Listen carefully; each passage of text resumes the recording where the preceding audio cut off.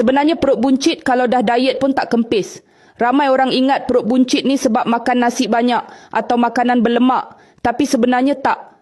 Banyak orang kat Malaysia ni, perut buncit sebenarnya disebabkan oleh usus yang kotor, penuh dengan angin dan najis lama. Aku ada jiran, perut dia buncit tapi makan tak banyak pun. Setiap pagi sembelit, badan rasa berat, perut penuh, tapi bila timbang, berat badan tetap sama.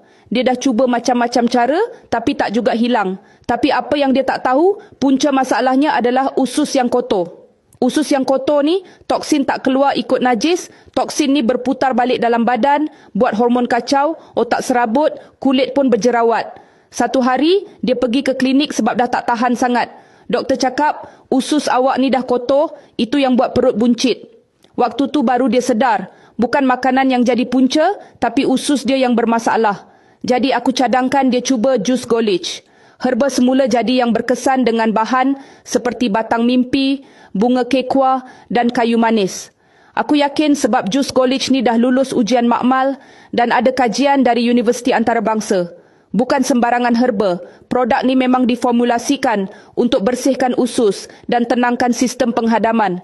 Dia mula amalkan jus golich pagi dan malam dalam bentuk cecair yang mudah nak minum. Buka sachet terus minum je. Hari ketiga, dia rasa perut lebih ringan, buang air besar pun lancar. Hari ketujuh, perut dah tak keras macam dulu, makin lembut. Lepas 2 minggu, badan dia rasa ringan, perut makin surut, kulit pun makin bersih.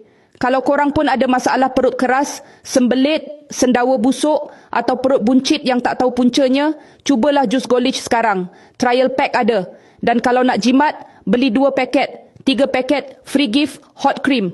Cuba dulu, baru rasa bezanya bila usus korang dah bersih dari dalam.